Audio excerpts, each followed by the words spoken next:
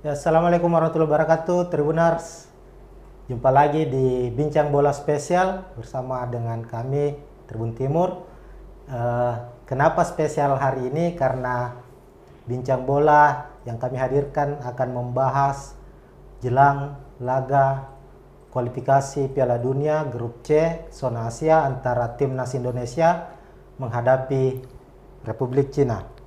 Tribuners, untuk membahas preview dan bagaimana peluang Timnas Indonesia, skuad Garuda saat menghadapi Cina nantinya, kita telah menghadirkan narasumber tokoh-tokoh sepak bola yang cukup dikenal di kalangan pecinta sepak bola Makassar maupun di pecinta sepak bola nasional. Sekedar diketahui, Tribuners, laga Timnas Indonesia menghadapi Cina akan berlangsung pada Kamis 5 Juni 2025 dan kita skuad Garuda bertindak sebagai tuan rumah bertanding di GBK pukul 21.45 waktu Indonesia Tengah. Nah, tanpa berlama-lama lagi, Tribuners, saya pertama akan memperkenalkan kita kehadiran 3 narasumber yang cukup spesial ini. Pertama, saya mau memperkenalkan dulu di sebelah kiri saya, pas di kiri saya ini ada Coach Samsudin Umar. Tentunya bagi pecinta PSM Makassar maupun Timnas Indonesia sudah tak asing lagi bagi ya nama dari Coach Samsudin Umar. Beliau merupakan mantan pemain, Coach ya, legenda dari PSM, juga pernah sebagai pelatih bahkan membawa PSM Makassar juara di tahun 1999 tahun 2000, dan di Timnas sendiri juga pernah menjabat sebagai asisten manajer kalau tidak salah ya, Coach. Asisten pelatih. Sorry. Lalu yang kedua di tengah-tengah kita ini yang cukup gagah dan masih gesit ini ada Coach Tony Ho. Selamat sore. Beliau juga ini mantan pelatih, sekarang pelatih aktif, maksudnya mantan pemain, dan sudah lang-lang buana membela beberapa klub besar di Indonesia baik sebagai pelatih maupun sebagai waktu masih aktif sebagai pemain ya, Coach. Terakhir di sisi paling kiri ini juga ada legenda PSM Makassar juga ini. Era yang mengikuti PSM era 70-an 80-an ya. Ada Pak Sangkalaroa. Mungkin kalau saya generasi saya ini mungkin agak asing begitu karena belum dapat masanya waktu Sangkalaroa, tapi mungkin bapak saya atau om saya tentu kenal dengan Sangkalaroa, begitupun dengan Tribuners yang menyaksikan tayangan live Bincang Bola pada saat ini. Oke, langsung saja karena kita menghadirkan tiga mantan pemain legenda PSM Makassar, maka khusus membahas preview laga Timnas Indonesia menghadapi Cina ini kita mengangkat tema yang ada keterkaitannya dengan PSM Makassar tentunya, supaya ini ada ada kedekatan antara para penonton kita khususnya yang ada di Makassar dan Sulawesi Selatan dengan yang akan kita bahas. Tema yang kita angkat hari ini yakni pelajaran dari legenda dan ex pelatih PSM untuk Timnas. Makanya kita menghadirkan ada Pak Syam, ada Coach Tony dan Pak Samsudiro juga ada di sini. Saya ke Pak Syam dulu. Ini kualifikasi Piala Dunia Zona Asia Grup C ini sudah mendekati akhir. Ini kan putaran ketiga, Coach. Yeah. Masing-masing klub tinggal menyisakan 2 pertandingan, baik itu Timnas Indonesia maupun Cina dan tim-tim lainnya yang tergabung di Grup C ini, termasuk ada Australia, Jepang, Arab Saudi, Bahrain. Sementara itu, gambaran secara klasemen, Indonesia saat ini berada di posisi keempat dengan 9 poin. Jepang sudah dipastikan lolos untuk ke putaran final Piala Dunia setelah 16 poin yang dia kumpulkan. Lalu ada Australia dengan 13 poin, di bawah Australia ada Arab Saudi 10 poin dan Indonesia sendiri 9 poin. Kira-kira dari gambaran yang ada ini, bagaimana melihat peluang timnas Indonesia sendiri, Coach? Apakah bisa mengamankan minimal di pertandingan, kan ada dua ini, sisa Cina dan Jepang. Kita melihat di Cina-nya dulu, kira-kira bisa mengamankan 3 poin ataukah ada pandangan lain? Betul. Ya, saya terima kasih ya diundang di Tribun ini. Ya. Ada satu hal yang mungkin kita semua impikan, dan ini adalah ekspektasi daripada seluruh masyarakat pencinta sepak bola dan rakyat Indonesia. Ya. Bagaimana untuk kali ini Indonesia bisa lolos masuk di Piala Dunia. Karena kita ini lahir dari 1915 ya, sampai sekarang kita belum pernah, selalu ikut tetapi selalu gagal. Oleh karena itu saat ini Indonesia ini sudah berada di tahapan-tahapan untuk bagaimana bisa tampil. Oleh karena itu langkah-langkah yang dilakukan oleh federasi pada saat ini, kita sudah tahu bagaimana mengambil, ada beberapa pemain-pemain diaspora yang dianggap ada keturunan dan dia ada kemampuan untuk bagaimana membela Indonesia ini, itu direkrut. Oleh karena itu tentu harapan kita semua mudah-mudahan kita bisa lolos ini. Sehingga dengan demikian kita lihat bahwa dalam perjalanan tim nasional Indonesia ini sudah ada beberapa pertandingan dan ada kaitannya bagaimana dengan gaya-gaya bermain. Kita sekarang paham bahwa semua pemain Indonesia ini, pemain PSSI ini adalah pemain-pemain yang punya kualitas, skill individu yang tidak bisa diragukan lagi. Kemudian yang kedua punya jiwa kompetitif yang memang sangat luar biasa, dan yang ketiga punya etika sebagai seorang pemain yang tidak mau mempermalukan nama pribadi maupun daripada nama Indonesia ini. Oleh karena itu ini adalah hal yang sangat bagus, dan pelatih juga ada Cliver, ada berapa pastornya apa segala, sehingga analisanya ini dalam hal bagaimana melihat kekuatan lawan dan bagaimana kemampuan tim, sehingga beberapa hari ini sudah membuat desain bermain, bagaimana bertahan, bagaimana menyerang, dan bagaimana transisi. Oleh karena itu tentu harapan daripada pelatih ini setelah besok jam 9.45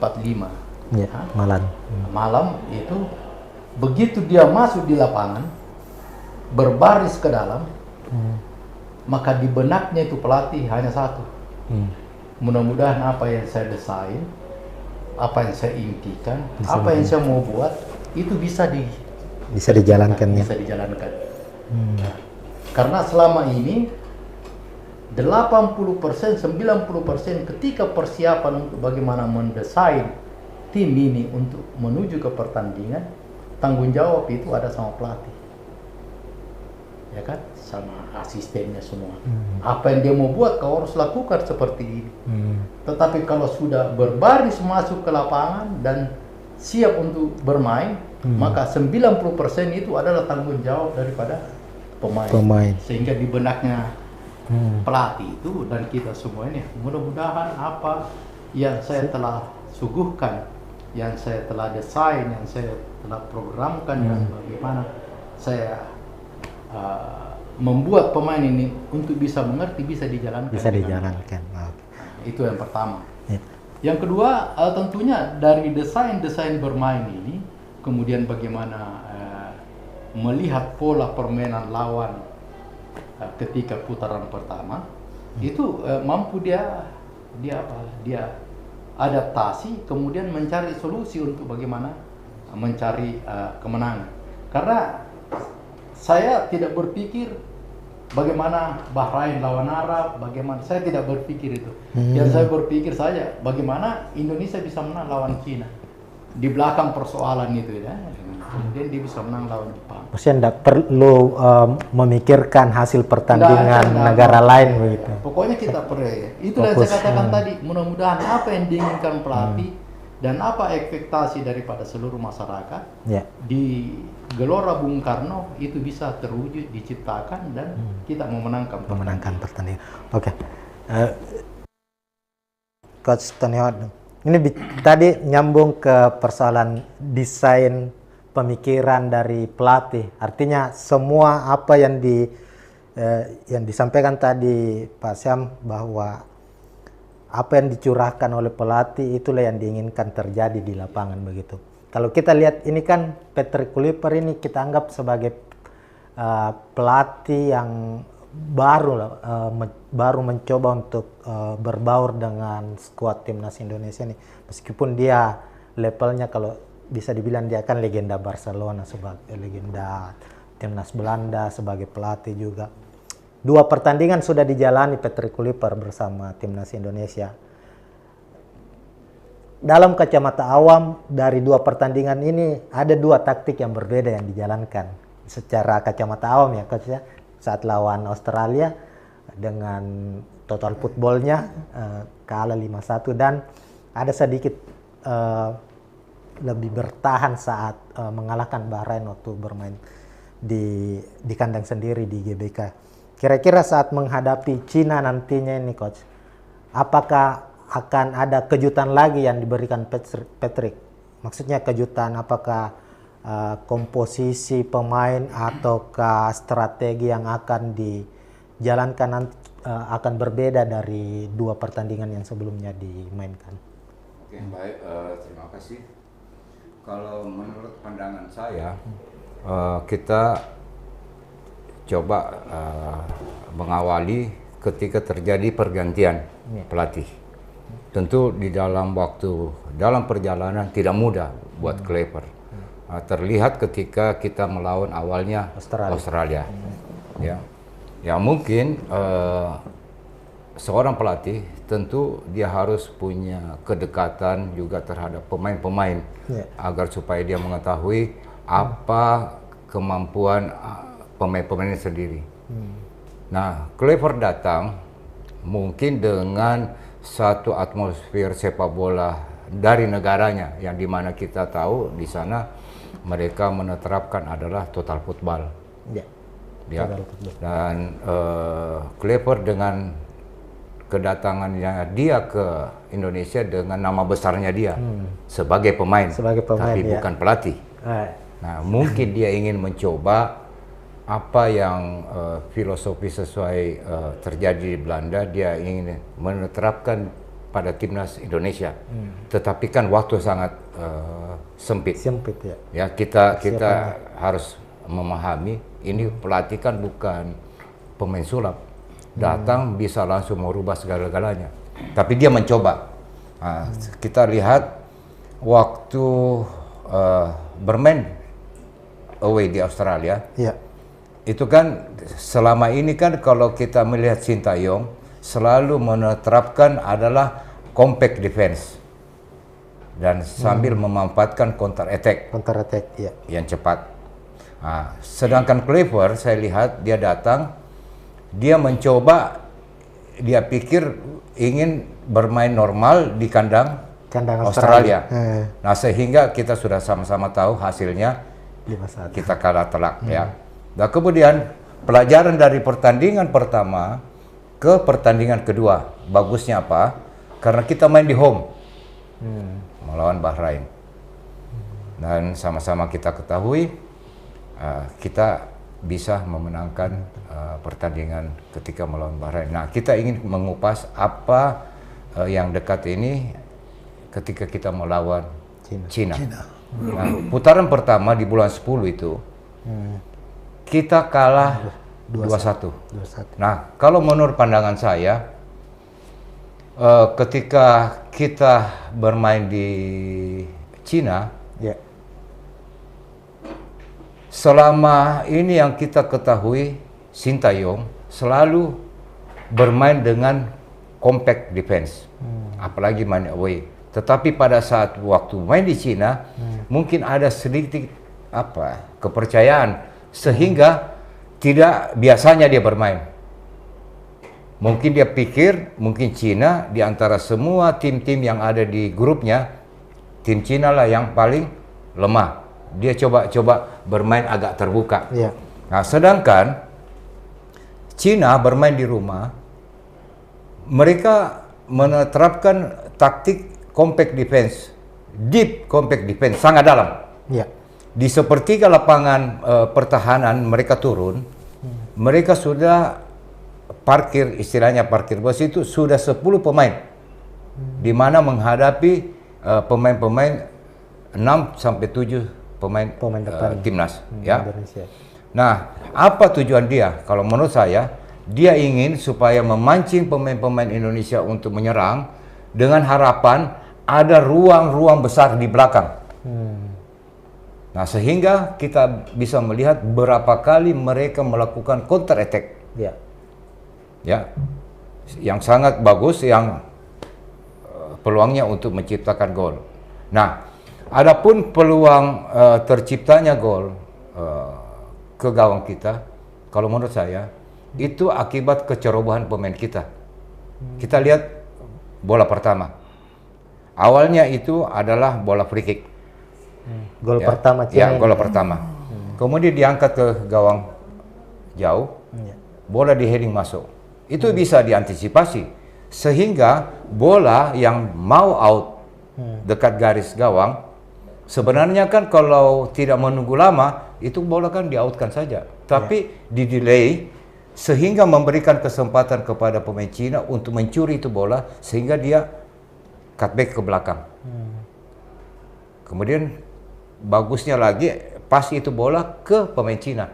Jadi itu bola sangat mudah masuknya. Itu karena kecerobohan kita.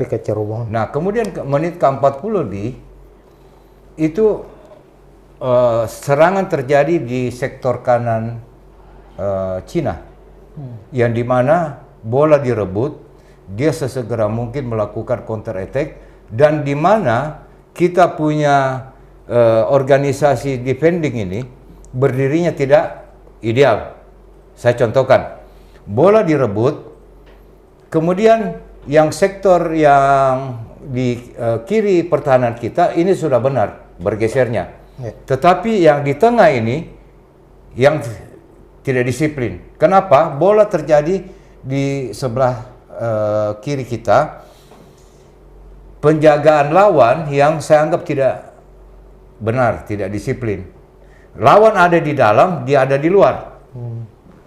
Kemudian pemain nomor 9-nya Cina mendapat bola terupas di tengah, sehingga pertahanan kita yang posisinya salah ketinggalan. Nah, bola didorong sekali, sudah berhadapan dengan gawang. Bola di placing, selesai. Nah, itu saya berharap, ya tentu harapan kita semua ya, sebagai bangsa Indonesia, ya semoga tim kita akan menang. Nah, tentu ada hal-hal yang harus dipersiapkan. Dan saya rasa mungkin tim pelatih sudah mempelajari itu. Apalagi waktunya ini kan panjang, lebih panjang, cukup jadi panjang lebih siap. Semua hal-hal sudah dipersiapkan seperti yang dikatakan Pak Sam, itu tentu pelatih sudah mendesain, tentu dia bagaimana game modelnya yang ingin dia mainkan. Dan saya rasa mungkin timnas akan bermain tetap dengan konsep yang dilakukan oleh Sintayong, pasti akan bermain dengan turun dengan formasi 3-4-3. 3-4-3 tetap. Ya, tetap 3-4-3, tetapi mungkin ada penekanan di mana. Dan tentu akan menutup apa kesalahan-kesalahan ketika kita buat di Cina. Nah, kalau saya sih memprediksi ya, kalau terjadi bola kita ada bola cepat, ya mungkin Indonesia akan tim kita akan menang lebih dari 1 gol. Mungkin itu. Prediksinya nih. Artinya kalau dilihat jejak permainan dari Cina ini di kualifikasi saat ini nyaris tidak banyak mengalami perubahan ya dari satu pertandingan ke pertandingan lain. Saya rasa begitu. Tentu Cina tidak akan merubah apa yang dia lakukan ketika melawan timnas. Dia akan memancing untuk supaya pemain-pemain timnas untuk menekan dengan harapan ada ruang dan dia bisa memanfaatkan counter attack. Nah, buat timnas sendiri, kalau menurut saya ada 3 hal yang untuk membongkar pertahanan yang rapat begitu, yaitu kombinasi bermain di flank, ya, kemudian terjadi apakah cutback atau crossing dan finishing. Berarti mengandalkan kecepatan sisi sayap. Ya.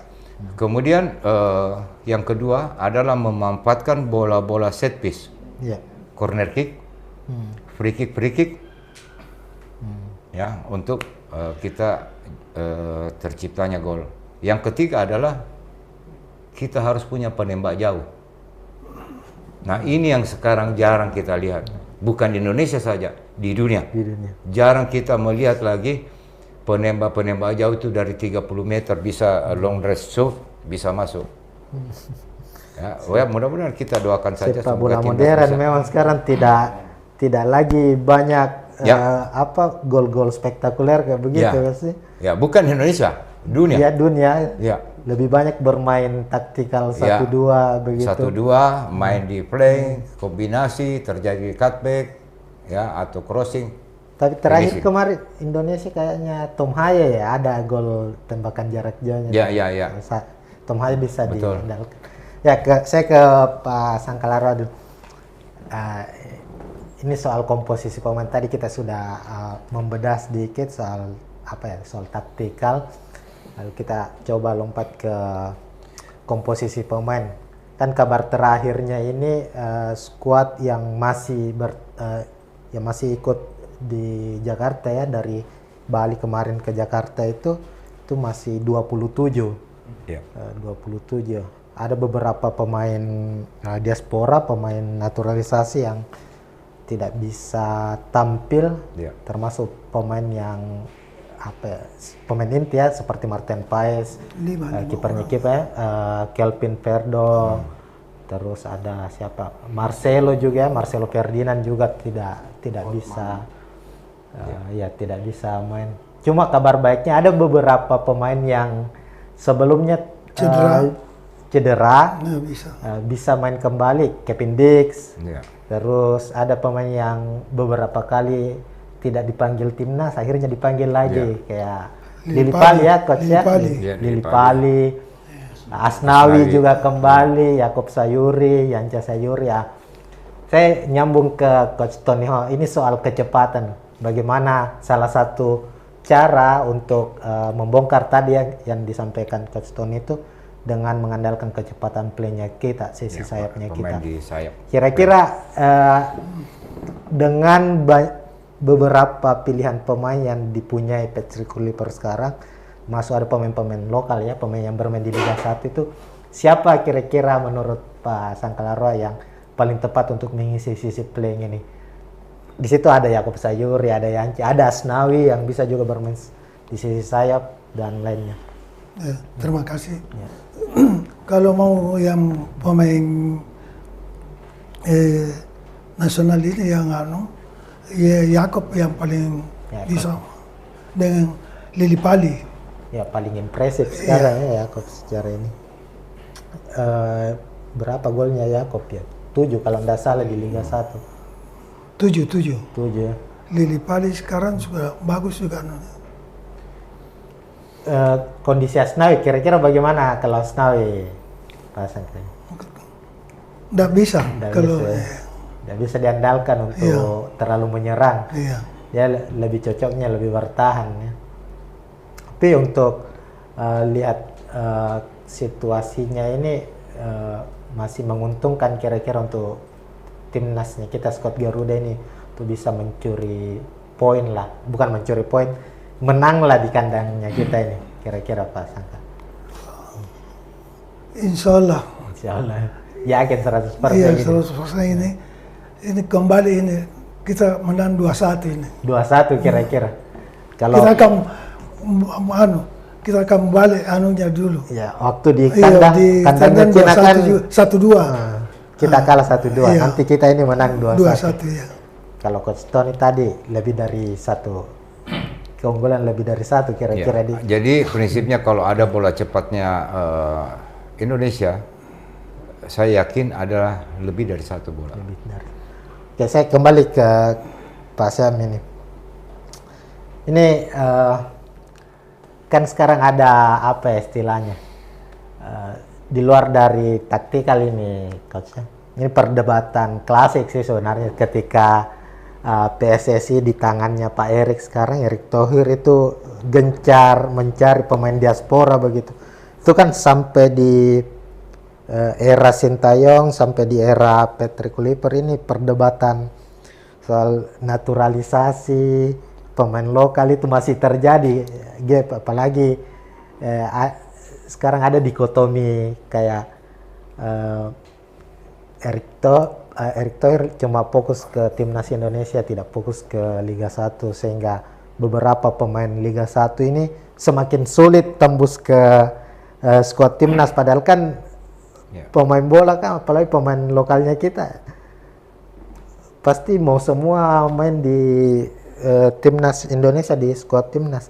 Kira-kira kalau Pak Syam melihat itu sendiri, apa itu berdampak negatif ataukah itu yang semakin menguatkan timnas Indonesia sekarang?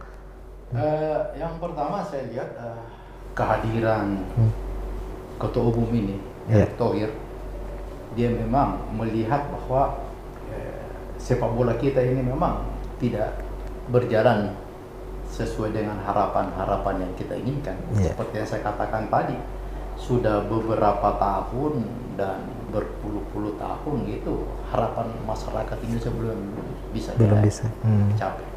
Oleh karena itu dengan kehadiran Erick Thohir ini ada beberapa yang dia rubah di sini. Kita lihat bahwa seperti level kompetisi ini dia sudah buat 4. Ya, Liga 4 sudah ada Liga 4 ya. 4 ada Liga 3, Liga 2, Liga 1. Nah, kemudian sarana prasarana yang dibutuhkan dalam satu tim itu semua dia benahi, sehingga kita lihat stadion di Indonesia ini semua memenuhi persyaratan.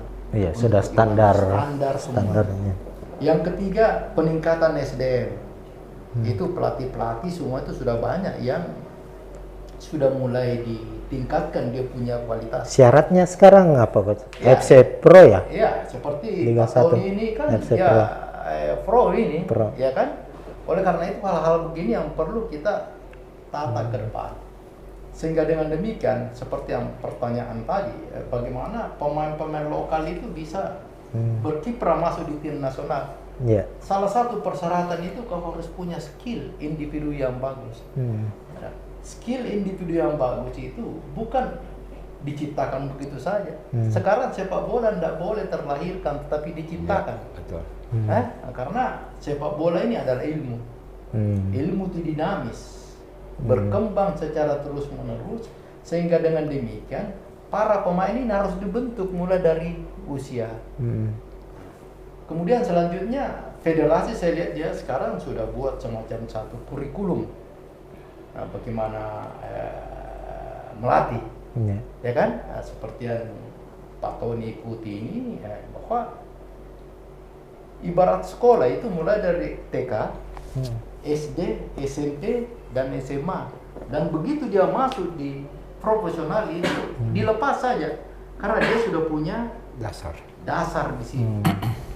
Seperti 6-9 tahun itu adalah era kegembiraan yang bagaimana dibentuk itu pemain-pemain yang umur 6-9 tahun itu dengan persyaratan-persyaratan dipersyaratkan itu bisa menyenangi sepak bola. Jadi 6-9 kemudian bentuk lapangannya juga spesifik. Kemudian yang kedua, umur 10 sampai 14 tahun itu adalah era pengenalan skill. Iya. Bagaimana tahan bola, bagaimana pasif, bagaimana kontrol, bagaimana dribbling, bagaimana shooting, bagaimana semua diajarkan.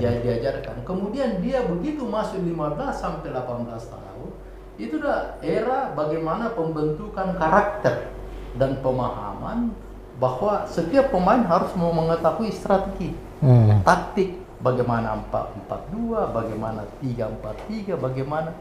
Nah, sehingga dengan demikian kalau mulai dari TK kemudian SD, SMP ini dia sudah ini, maka di 18 tahun ke atas itu adalah era penampilan. Nah, ibarat mahasiswa itu kalau bisa masuk di ITB, masuk di UI, masuk di sudah tidak diajarkan lagi bagaimana basic-basicnya. Ini sudah profesional. Profesional sini kan. Sehingga pelatih itu yang seperti saya katakan tadi, begitu mau masuk di lapangan, dia hanya desain, saya mau bentuknya seperti ini. Saya mau 4 seperti tadi, 3-4-3. Yeah. 4-4-2. Ini semua ada kelebihan dan ada kelemahan. Ya kan? Nah, seperti tadi yang di ini bahwa Kluivert datang ini dengan gaya total football. Bahwa total football itu dia haramkan bola ke pinggir, ke belakang. Dia selalu mau ke depan. Tapi kalau tidak dinamis ini, maka Belanda sampai sekarang tidak juara. Tidak pernah juara ya. Nah, kemudian ada Brasil ya, Bola Bonito. Ya, Jogo Bonito. Cetak 5, saya cetak 6. Saya memperlihatkan permainan indah. Ya. Ya kan? Kemudian ada Inggris dengan gaya kick and rush. Sampai sekarang dia belum juara-juara juga. Dari tahun 65, karena dia tidak berkelas. Sekarang dinamis. Yang dinamis itu adalah Spanyol. Spanyol dia ciptakan itu bagaimana permainan. Penggabungan Sehingga tiki-taka. seperti yang dikatakan tadi Tony Ho, bahwa bola yang masuk itu karena tidak ada ketenangan dan tidak ada posisi. Karena dia pakai 3 di belakang, kemudian tidak. Nah, hal yang paling penting di sini yang seperti supaya jangan terjadi lagi itu adalah tupoksi, tugas dan fungsi seorang pemain. Ketika kalah bola di kiri, ketika kalah bola di kanan, bagaimana cara berdirinya? Nah, ini yang biasa kehilangan ini. Seperti kita waktu lawan Cina, kita pakai 3-4-3. Sudah jelas bahwa 3 di belakang itu adalah 3 yang pertahanan itu yang menjaga garis 16. Lawan ini berusaha untuk bagaimana yang 3 ini lari keluar. Ya kan? Karena kita mengandalkan sayapnya kita. Kecepatan sayap. Di kanan sayapnya kita untuk bagaimana naik menyerang, otomatis kosong. Sehingga lawan seperti yang dikatakan Tony tadi, begitu dia dapat dia langsung buang ke kiri, dia buang ke kanan, kosong. Kalau kosong di situ otomatis stopper yang ada 3 di belakang ini pasti bergerak ke kiri atau ke kanan. Otomatis di tengah agak kosong. Nah, ini yang harus bagaimana dibenahi. Karena kalau kita bicara masalah skill individu, bagaimana taktik unit, bagaimana itu sudah luar biasa ini. Ini pemain-pemainnya kita semua. Itu yang ketiga, bahwa sepak bola sekarang tidak seperti Tony tadi katakan dibagi 3. Jadi lapangan itu hanya 30 meter. Nah, sekarang Indonesia ini harus tahu di mana kau mau rebut bola dan di mana kita tunggu dia. Maksudnya itu 30 meter itu yang artinya lapangan kan 110. Iya, 110. Dibagi 3. Bertahan dia 30 meter. Berarti setiap sisi, artinya pemain belakang ya kalau di 30 meter. 30 meter saja. Kita mau rebut bola dan di mana kita press. Nah, ini kan harus jelas sehingga dengan demikian pemain yang punya skill sudah bagaimana di situ mencari ketenangan dalam bagaimana memainkan bola. Artinya nih pemain diaspora ini sudah intelijensianya sudah mencakupi untuk seperti kita. Tadi saya katakan dia sudah melalui SD, SMP, SMA dan sekarang ini sudah profesional. Nah, orang punya profesional itu adalah orang yang punya skill, ada punya kemampuan, kan nggak mungkin diambil oleh tim nasional kalau tidak punya. Artinya memang perbedaannya dengan kita anggaplah perbedaan, Coach, dan memang itu harus kita akui bahwa pemain-pemain diasporanya kita yang berkarir di luar negeri itu dari masa kecilnya sampai ke level profesionalnya memang dia melewati tahapan-tahapan yang seperti disampaikan Coach tadi. Ada kurikulumnya. Nah sekarang ini federasi kita berharap juga seperti itu, ya kan, supaya dengan demikian nanti begitu sampai di batas kalau kamu masuk tim nasional mana ijazah, mana SD, mana SMP, SMA, ini ada ini dari mana ini klub mana ini, nah, pasti otomatis orang mempercayai bahwa ini. Nah, sepak bola yang seperti saya katakan tadi ini adalah ilmu. Ilmu itu dinamis sekali, tidak boleh kita ketinggalan. Artinya itu bisa menjadi pembelajaran ke depannya. Pemain diaspora yang sekarang ini sudah memberikan batasan level yang cukup tinggi untuk pemain-pemain lokalnya kita begitu. Kemudian kalau saya lihat sekarang PSSI itu dia sudah buat bahwa divisi 1 ini itu adalah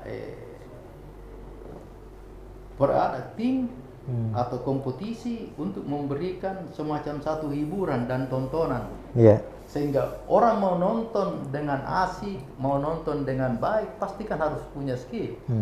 Nah, pembinaan itu ada di divisi 2, ada di divisi 3, di Liga 4 sekarang ya. Oleh karena itu sekarang saya lihat PSSI begitu ada pemain yang menonjol di klub, itu kan langsung direkrut. Seperti Beckham, seperti ini, dan langsung saya mau ini. Karena konsep desain yang dia mau buat Clever ini, itu ada di anak ini. Bahwa nanti kemungkinannya alternatifnya bagaimana dia rotasi pemain itu ada. Sehingga yang seperti yang disebutkan tadi, pemain itu 30, sekarang 27. Kemudian diciutkan nanti 23.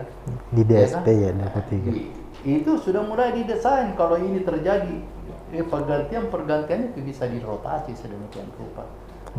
Yang penting saya melihat ini bahwa Indonesia ini tidak usah pikirkan tim lain dulu. Kita dulu memenangkan pertandingan. Kalau kita sudah menang ya otomatis memberikan kegembiraan dan ketenangan kepada seluruh pencinta dan masyarakat sepak bola Indonesia. Ya, saya ke Coach Tony. Ini cukup menarik ini tadi soal bagaimana pemain-pemain kita ini, artinya dengan keputusan yang diambil oleh diambil oleh Pak Erick Thohir sebagai Ketua PSSI ini memang menimbulkan pro dan kontra. Itu sudah pastilah setiap kebijakan baru yang dibuat pasti ada pro kontranya, utamanya ini soal naturalisasi tadi. Tapi memang menarik tadi yang sampaikan Pak Syam bahwa meskipun ada banyak pemain diaspora sekarang, ini bukan hal yang harusnya dikhawatirkan oleh pemain-pemain lokalnya kita, utamanya pemain yang bermain di Liga 1 sendiri. Tapi memang faktanya kan kita ambil contoh misalnya PSM, kita ambil. Beberapa tahun sebelumnya kan ada banyak begitu pemain-pemainnya kita ya, pemain-pemain PSM itu biasa main di timnas Indonesia, terutama kayak di era 2000 itu Pak Syam ya, ratakan semua pemain timnas semua itu. Makanya Haji Santoso siapa, Kurniawan dituntut juara. Nah, kalau saya dituntut juara, saya harus punya pemain yang punya kualitas. Makanya ketika pemain-pemain itu hadir, itu tanggung jawab saya sebagai pelatih. Kalau tidak juara ini pasti saya dibalikin karena sudah punya kualitas secara individu, ya kan? Iya. Setelah itu kan ada beberapa, dan terakhir ini Reza Arya ya, yang sekarang kiper mudanya kita, kiper mudanya PSM Makassar itu tampil sekarang bersama timnas Indonesia. Kira-kira melihat kondisi ini, Coach, apakah ini sebuah kemunduran ini khusus untuk PSM ya, kita lihat kemunduran ataukah ada pandangan lain yang kita lihat bahwa pemain-pemain klub Liga 1, kita ambil contoh PSM-nya ya, ini semakin sulit untuk tembus ke timnasnya kita, skuad timnasnya kita, karena memang seperti yang tadi kita sampaikan, pembinaannya dari level dasar sampai ke level profesionalnya itu belum pada level menyamai pemain-pemain diasporanya kita saat ini. Baik, saya teringat apa yang dikatakan oleh Pak Habibie. Iya. Ya. Siapapun itu dia, dari manapun dia, Iya. selama dia datang, contoh, dia datang ke Makassar, Iya. dia berbuat untuk Makassar, maka dia adalah orang Makassar. Dibandingkan orang Makassar tapi kau tidak berbuat. Tidak berbuat ya. Ya. Oke. Lebih bagus mungkin yang lain datang, tetapi dia lebih berguna. Ya. Jadi kembali kita berbicara ke pembinaan khususnya di Makassar, PSM. Ini memang ada kemunduran menurut saya. Ya. Apa penyebab? Yaitu sarana. Saran. Dulu kami itu Stadion, terlahir dari Karabosi. Oh, semua dipusatkan Ya. dulu di Karawas ya, Ya. latihan. Banyak yang lahir dari Karabosi. SSB Ya, semua. yang dimana pada saat itu Karabosi, siapapun ingin bermain di Karabosi, semua bisa masuk. Dari jalan manapun kau tinggal, datang ke Karabosi, silakan. Tetapi ketika Karabosi makin diperkecil manfaatnya, di mana tinggal separuh, di mana dipagari lagi, di mana kesempatan masyarakat untuk bermain semakin berkurang. Apalagi ya kita tahu rata-rata pemain bola itu mereka dari tingkat sosial yang di bawah dan menengah. Kurang anak orang kaya main bola, jujur bicara. Iya. Ya. Nah, dulu di Karabosi begitu bebasnya. Dengan sekarang situasinya dipagari, tentu kan mereka berpikir, wah kalau saya masuk pasti pakai uang ini. Bayar pasti. Bayar. Nah, dari mana? Ya. Iya. Nah itu. Makanya saya pernah mengatakan sama teman-teman, untuk lahir pemain-pemain dari perkotaan mungkin sudah akan kurang. Malah di daerah akan lebih punya chance untuk lahir pemain-pemain. Kenapa? Karena di daerah masih banyak lapangan. Ini kalau menurut saya, ya. Kemudian kembali lagi dikatakan pembinaan pemain-pemain muda, ya. Kalau kita mau tim senior kuat, tentu pembinaan pemain-pemain muda. Nah, yang saya dapat informasi itu kalau di Eropa mereka sudah start dari usia 5 tahun. Pemain Mereka Eropa. sudah start, ya. Sudah ada kompetisinya. Ya. Sedangkan Usia 5 kita rata-rata di Indonesia nanti tamat SD baru start. Itu sudah terlambat. Seperti apa yang barusan Simon Tahamata katakan. Dia kan scouting sekarang. Dia pemantau. Tim scouting, timnas. Nah, usia 13 tahun itu sudah terlambat. Karena mereka di Eropa sana, mereka start dari awal sudah sangat mudah sekali. Nah, pembelajaran itu ada seperti dikatakan Pak Sam tadi, dari usia-usia muda ini ke 14 tahun. Nah, di 14 tahun apa? Fundamental sepak bola sudah selesai. Apa itu fundamental sepak bola? Passing, control. Dribbling, movement. Antara lain itu. Dan plus taktikal one on one. Bagaimana kita mau berbicara taktikal tim 1 lawan 1 kok tidak tahu, bos. Nah, setelah dia mengetahui taktikal one on one, baik itu defending maupun attacking, kemudian taktikal group. Nah, kalau kita sudah bicara taktikal group, sudah berbicara kerjasama. Sudah ada 2 lawan 2, 3 lawan 3, 4 lawan 4, dan seterusnya. Itu umur 14 sudah selesai. Nah, kita di sini Malah yang ada di klub, di senior, kita masih ajarkan. Kan bingung. Si diajari passing. Nah, di mana yang salah? Iya. Salah adalah Pembinaan. di pembinaan usia muda. Usia mudanya. Di sini harus betul-betul dibenahi betul. Karena di sini salah, jangan berharap di senior benar. Pasti salah. Itu kalau menurut saya. Ini tadi menarik ini yang kita bilang bahwa ini sepak bola kita berkaca Makassar ini. Sekarang tadi kita sampaikan bahwa iya, anak-anak daerah sekarang banyak yang muncul begitu, bukan lagi di perkotaan ya, anak Makassar.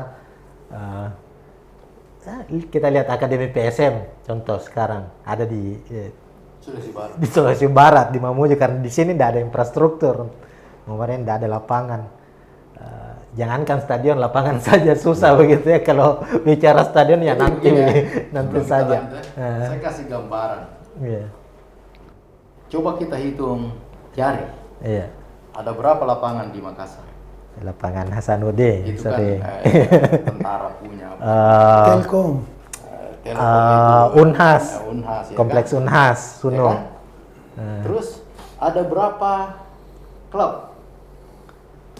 Kan puluhan. Iya, klub-klub. Kalau yang terdaftar itu di Asprop dan di Ascot. itu ada puluhan ya kan? Oh, ada datanya tuh. Pasti ada. Ya, puluhan. Ya kan? Nah, kemudian di combine itu satu klub saja ada senior, ada pembinaan seperti itu. Hitunglah 40 orang. Iya. Atau 50 orang satu klub. Iya. Sementara klub ada 50. 50 kali 50 berapa? 250. 2.500 pemain. 2.500. Sementara lapangan hanya 5 atau 7. Kira-kira dibagi satu minggu tuh berapa? Adakah orang main bola satu lapangan sampai 100-200 orang? Betul. Nah ini kan secara realis, ini kan saya sampaikan tadi bahwa sepak bola itu ilmu, tidak boleh ini ya kan. Kita lihat saja Clifford ini dia main tidak mau dinonton, dia harus bersih semua, harus steril. Ya, steril apa semua, lapangan harus bagus, apalagi pembinaan usia-usia dini. Jadi kalau mau mencari basic yang seperti dikatakan Tony tadi, kemudian tidak ada kepedulian daripada pemerintah untuk membangun sarana dan prasarana. Jangan berharap, ya kan? Ini Erick Thohir ini diambil jalan pintas ini untuk bagaimana mencari kesenangan dan harapan masyarakat Indonesia untuk melihat Indonesia bisa muncul di Piala Dunia. Ya memang ya, kembali lagi ke akar ya, bahwa sebelum kita melihat Indonesia tampil di Piala Dunia ini memang pondasinya memang bisa, dan pondasinya itu kembali ke klub. Pastinya kembali ke klub juga, Pak Sam ya. Tadi itu seperti disampaikan dari Coach Ton tadi, bahwa ya memang agak sulit untuk membuat atau membuat pemain-pemain muda kita itu bisa tampil lebih baik di jenjang-jenjang yang selanjutnya ketika infrastruktur memang itu tidak ada. Makanya banyak muncul bibit-bibit juga itu dari luar daerah, bukan luar daerah sih, dari kabupaten banyak kan. Sekarang pemain PSM sekarang itu ada dari Sulawesi Barat. Bahwa pemain sepak bola itu ada 3 latar belakang. Ini mohon maaf bukan berarti ini gambaran-gambaran latar belakang pendidikan. Semua itu rata-rata orang yang putus sekolah pergi main bola. Latar belakang keluarga. Pasti dari kampung datang di sini. Kemudian latar belakang pendidikan, ekonomi. Ya kan? Jadi ini 3 memang berbarengan ini. Jadi kadang-kala kita dulu kumpul itu, kapan kita dikasih makan pagi sudah senang itu. Pasti makan pagi. Oh ya, ini kalau gabung begitu kan ya sudah ada makanannya nih. Iya, sudah ada. Tidak ada berpikiran bagaimana kan? Dia hanya berpikir berkumpul dan bermain. Nah, kalau sekarang tidak boleh. Yang seperti saya katakan bahwa sepak bola itu ilmu, dinamis, berkembang terus. Tapi coach, kalau kita bicara PSM ini ya coach ya, ada era di mana PSM itu pemain-pemain yang tergabung itu dari latar belakang yang cukup unik begitu. Artinya secara kesukuan ya, anak-anak Makassar ada, anak Toraja ada, termasuk Ambon banyak, Tionghoa. Dan itu pertanyaan banyak orang sekarang. Era terakhir PSM ada pemain Tionghoanya itu Febrianto Wijaya. Setelah itu sudah tidak ada. Kira-kira apa masalah? Bukan masalah sih. Apa penyebabnya kira-kira itu? Satu ya, problem di sepak bola kita adalah yaitu tidak menjanjikan kehidupan yang lebih baik. Bisa menjanjikan baik kalau dia jadi pemain, ya. Tapi kalau tidak, habis waktunya. Habis waktu. Ya, banyak ada beberapa teman, dia punya anak, punya bakat, tetapi dia tidak mau anaknya karena dia tahu sepak bola tidak menjanjikan.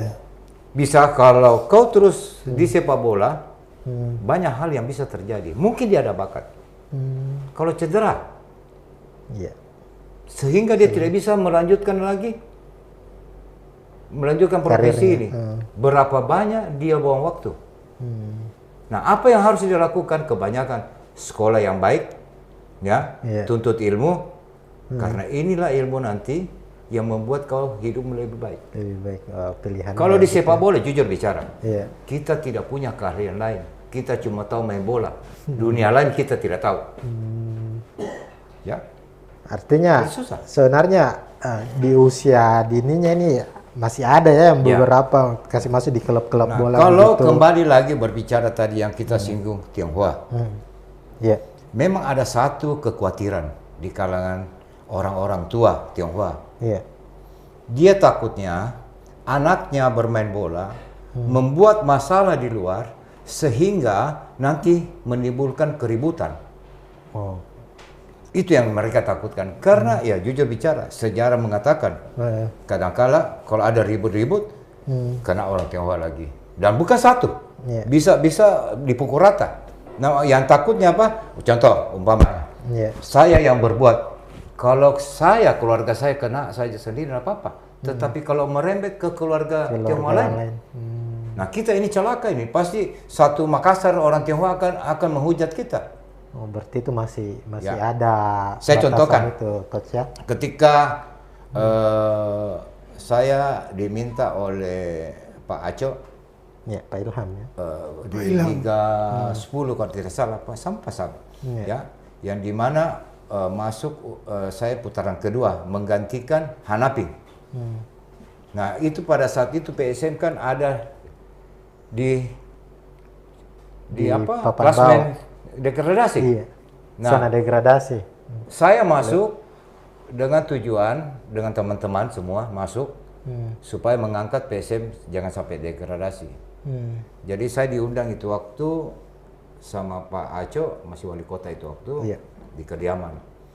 Jadi saya ngomong sama Pak Aco, saya bilang, Pak, bukannya saya tidak tahu bahwa ini ada resiko, Pak, saya pegang. Kenapa? Karena saya orang Tionghoa.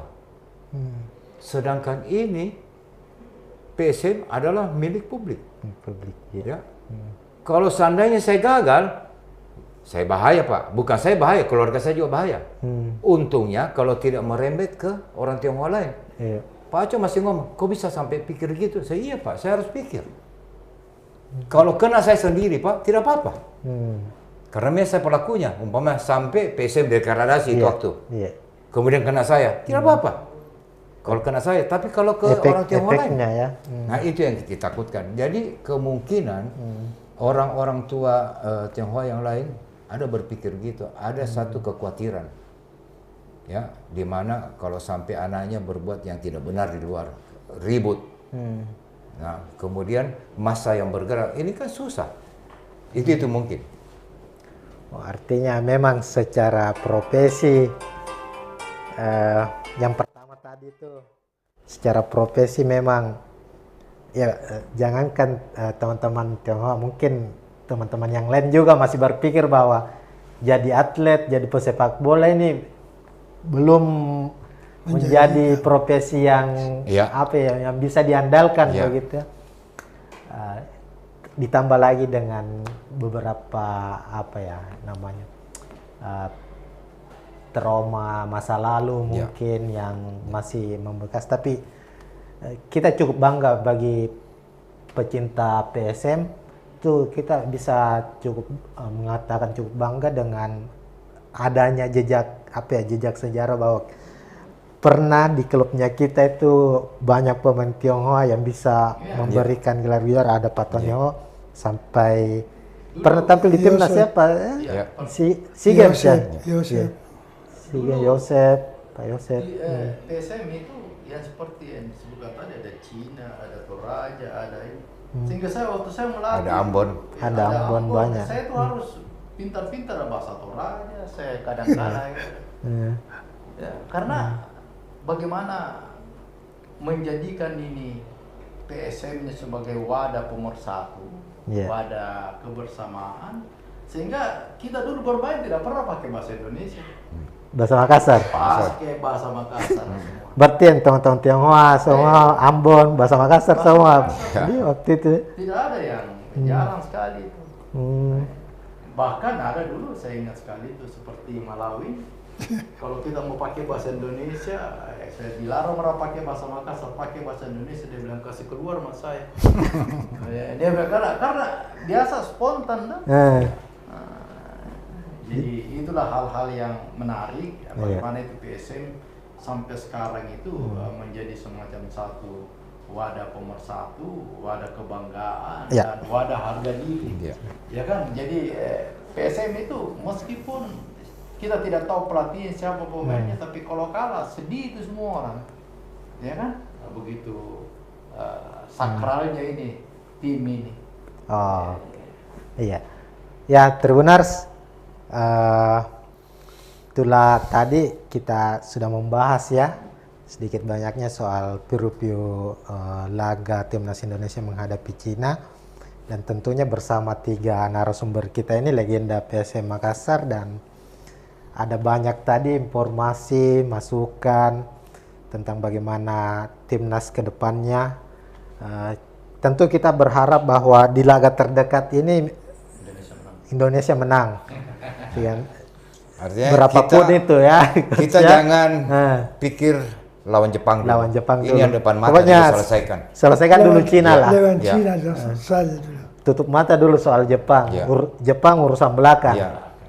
Dan tadi juga Pak Syam, Coach Tony, Pak Sangkalarwa juga tadi sudah membahas bahwa bagaimana sebenarnya sepak bolanya kita ini ketika saat ini mengandalkan pemain diaspora, apakah ini akan bernilai negatif atau ada sisi positif ke depannya. Tadi sudah dibahas soal pembinaan tadi sampai ke persoalan PSM Makassar tadi, bahwa klub di daerah lah yang harusnya menjadi pondasi dari skuad timnas ke depannya. Tentunya fasilitas infrastruktur harus disiapkan oleh pemerintah maupun klub ya, begitu Pak Tony. Mungkin saya tambahkan sedikit ya. Dulu waktu kita zaman perserikatan, PSM adalah induk, yang dimana dia memiliki pembinaan klub-klub di bawah dia. Nah sekarang sudah lain, apalagi sudah berupa PT. PSM kan sudah PT milik perusahaan ya. Nah sekarang pertanyaan, kemana ini klub-klub amatir? Klub anggota ya. Sudah tidak ada. Nah harusnya yang menjalankan itu adalah Askot, Asprof. PSS, Asprof, PSS. Itu yang harusnya. Itu yang sekarang kurang ya. Itu salah satu masukan juga bahwa sepak bola ini banyak persoalan yang harus segera dibenahi, mau di pembinaan maupun di persoalan klub sampai ke level timnas Indonesia. Ya Tribuners, mungkin sekian untuk bincang bola spesial kita kali ini. Terima kasih Pak Syam atas waktunya. Baik, terima kasih. Pak Tony, Pak Sangkalara juga. Mudah-mudahan sehat selalu nih. Legenda PSM ini. Sering-sering saya lihat kumpul juga sekarang. Ada Pak Sumirlan juga sering. Dan kita berharap juga sekali lagi timnas Indonesia bisa memenangkan laga kualifikasi Piala Dunia menghadapi Cina besok. Dan harapan paling besarnya kita Indonesia bisa lolos ke Piala Dunia. Kira-kira begitu. Amin. Ya, sekian Tribuners. Sampai jumpa di bincang bola berikutnya. Assalamualaikum warahmatullahi wabarakatuh. Download Tribun X sekarang. Menghadirkan lokal menjadi Indonesia.